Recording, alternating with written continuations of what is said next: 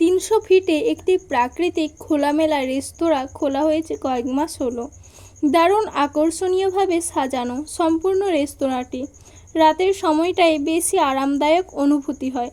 খোলা আসমানের নিচে ধ্যান মেরে বসে থাকা যায়। শীতল বাতাসে অন্তর ঠান্ডা হতে থাকে। রাতের বেলায় চাঁদের আকাশটাও ওখানে অমায়িক দেখায়। বাতাসে দোলা হরেক রকম গাছের পাতাগুলো দেখতেও অন্যরকম লাগে। বান্ধবীদের সাথে সাবিয়া সেখানে গিয়েছিল দুবার। খুব করে মনে ধরেছে তার এই রেস্তোরাঁ। তাই আজও ভাইয়ের কাছে সেখানেই যাওয়ার আবদার ধরল। বোনের আবদার পূরণ করতে তন্ময় সেদিকেই গাড়ি টানা টেনে চলল। মাঝ রাস্তায় অবশ্য একবার গাড়ি থামিয়েছে, বাচ্চাদের কিছু খেতে ইচ্ছে হচ্ছে বলে। ওদের জন্য স্ন্যাক্স কিনে দিয়ে পুনরায় গাড়ি স্টার্ট করে। গাড়ি জুড়ে চিবিয়ে খাওয়ার কজমজ শব্দ শোনা যাচ্ছে। জানালার কাঁচ দুপাশে খোলা, তাই এসি অফ। দিগন্ত বিকেলের সুন্দরতম আসমান গাড়ির সঙ্গে ছুটছে যেন। আরামদায়ক বাতাস ধেয়ে আসছে। অরু কাঁচ নামানো জায়গাটুকুতে ডান হাত ফেলে সেথায় থুতনি চেপে এক মনে বাহিরে তাকিয়ে। দুপায়ের জুতো জোড়া খুলে সিটের ওপর গুটিসুটি মেরে বসেছে সে। এভাবেই সচরাচর বসে। তার দীঘল কালো চুল উড়ছে।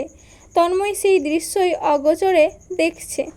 চোখে কালো সানগ্লাস, তাই ধরা পড়ার একদম চান্স নেই। ড্রাইভিংয়ের ঠিক ওপরে থাকা ছোট্ট আয়নাখানা অরুর দিকেই তাক করা। অরু যখন এদিকে এসে বসেছে তখনই ঘুরি নিয়েছে সে। এ সময় খেয়াল করলো অরু হাত বাইরে বের করেছে। একটা গাড়ি ক্রস করে গেলে কি হতে পারে ধারণা আছে নাদান মেয়েটার? কপাল কুঁচকে আসলো তন্ময়ের। ধমকানো গলায় চিন্তিত সুরে বলল, হাত ভেতরে নে। অরু ছটপট হাত গুটিয়ে নিল। যেন এই ধমক শোনার আশায় সে ছিল। তন্ময়ের ইদানিং সন্দেহ হয় মেয়েটা বারংবার একই কাজ ইচ্ছে করে করে নাকি। না হলে একই কাজের জন্য বারবার তাকে ধমকাতে কেন হবে? সে তো ধমকাতে চায় না, তাকে জোরপূর্বক বাধ্য করে। রাস্তায় জ্যাম আছে ভালোই, সঙ্গে মানুষের উৎপত্তি।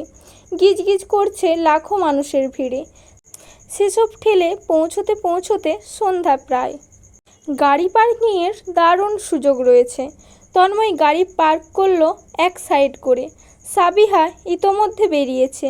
বড্ড খুশি সে। ভাই বোনদের ভেতরটা দেখানোর জন্য এক প্রকার অস্থির। অরুর বেরোতে সময় লাগলো। জুতো জোড়া পরলো, তারপর বেরোতে ধরলো। গাউন গিয়ে আটকালো দরজার সঙ্গে। নিচু হয়ে না ছুটিয়ে ও বোকার মতো টানছে। তন্ময় সেই দৃশ্য কিছুক্ষণ দেখে এগিয়ে আসলো চাবি হাতে। চাবিটা পকেটে ভরে গম্ভীর স্বরে বলে, ওদিকে সরে দাঁড়া। অরু লেপটে গেল দরজার সঙ্গে। এভাবেই তন্ময়ের সামনে বড়ই ছোট দেখতেছে।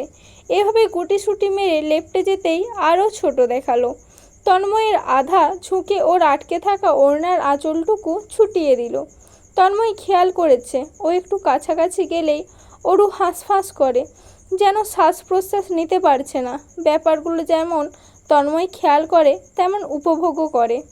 তবে আজ অরু তড়িঘড়ি করে ছুটে পালিয়ে যায়নি, বরঞ্চ ঠাঁই দাঁড়িয়ে। তন্ময় আর চোখে শক্ত হয়ে দাঁড়ানো অরুর পানে চেয়ে সামনে পা বাড়ায়। পিছু অরুও ছুটে। ওদের ফিরতে ফিরতে রাত 10টা 10। গাড়ি সোজা থামিয়েছে শাহজাহান বাড়ির সামনে। আকাশকে পূর্বেই কল করে এনেছে। তন্ময় গাড়ি থেকে বেরিয়ে চাবি ওর হাতে ধরিয়ে দিল। ইশারায় অরু সাবিহা ওদের ভেতরে যেতে বলল। সাবিহা ক্লান্ত ভঙ্গিতে চলে গেছে। দীপ্তও হইচই ফেলে ঢুকেছে। অরু দাঁড়িয়ে, অন্যদিকে আকাশ গাড়িতে ঢুকে গাড়ির বাড়ির ভেতরে ঢুকাচ্ছে। দুজন দাঁড়িয়ে ফাঁকা গলির মতো বড় রাস্তাটায়। ওকে ভ্যাবলার মতো দাঁড়িয়ে থাকতে দেখে তন্ময় বলল, ভেতরে যাচ্ছিস না কেন? আপনি যাচ্ছেন না কেন? আমি কি তোকে বলে যাব? কেন, বললে কি হবে? আপনি গেলেই আমি যাব। দৃঢ় গলায় জবাব অরুর। তন্ময়ে হাসি পেল, তবে হাসলো না। মুখশ্রী গম্ভীর রাখার চেষ্টা করে শুধালো, কেন? আপনাকে যদি কেউ কিডন্যাপ করে নেয়? আমাকে কিডন্যাপ করবে? তো আজকালকার মেয়েদের নজর ভালো না। তার মানে তোর নজরও ভালো না? সবাই আর আমি এক নাকি? আমি খুবই ভালো, আমার নজরও ভালো। আর মেয়েরা কিডন্যাপ করতে চাইলে করতে পারে, আমার বাধা নেই। এমন জবাব অরু মোটেও হয়তো আশা করেনি। চোখ বড় করে তাকালো। কি? তন্ময় মাথা ঝুঁকিয়ে হাসল, বলল, এখনও দাঁড়িয়ে? অরু দৌড়ে চলে গেল।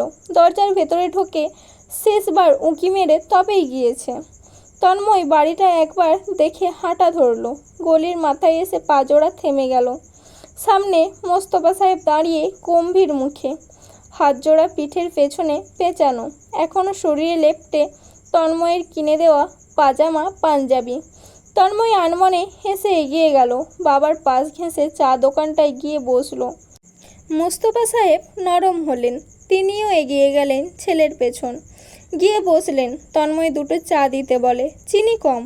দুজন চুপচাপ বসে, কেউ কোনো কথাবার্তা বলছে না।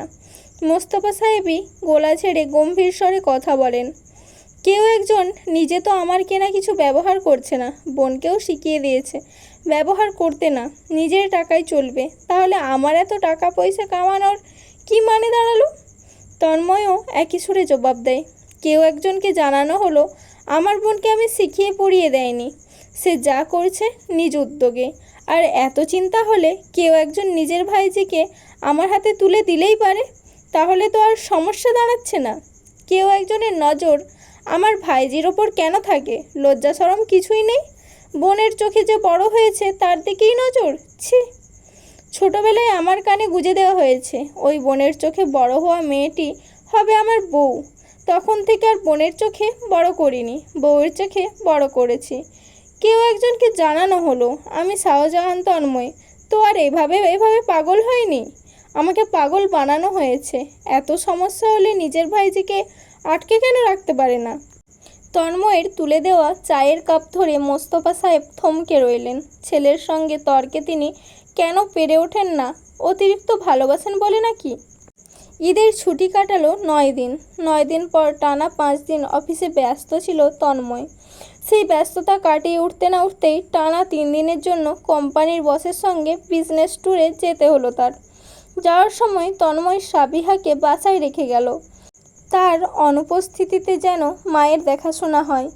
3 দিনের ট্যুর শেষে ফিরেছে আজ রাতে 1:30-এ। ঘুমানোর আগে মুহূর্তে ফোন চেক করলো। নিত্যদিনের মতো অরুর কিছু অদ্ভুত মেসেজ আনসিন হয়ে আছে। কি রিপ্লাই দেওয়া যায় এসব মেসেজের সে আজও বুঝে পেল না। তাই ফোন রেখে শুয়ে পড়ল। ভীষণ ক্লান্ত, লম্বা জার্নি করে চোখ জোড়া বুঝতেই অরুর হাস্যোজ্জ্বল মুখশ্রী ভেসে উঠল। অনেক দিন ধরেই মেয়েটাকে দেখছে না। কিছুদিন চোখের সামনে না এলেই তন্ময়ের অশান্তি লাগে, শূন্যতা অনুভব হয়। 2 দিন ছুটি আছে। তন্ময় ভেবে রাখলো কাল অরুর কলেজে যাবে। ওর কলেজ ছুটি হয় যেহেতু সকাল 12টায়, তন্ময় 12টার আগে পৌঁছে যাবে ওকে পিক করতে, লাঞ্চ করাতে নিয়ে যাবে। তন্ময়ের ঘুম ভাঙে বৃষ্টির শব্দে। ঝড় ঝাপটাময় বৃষ্টি।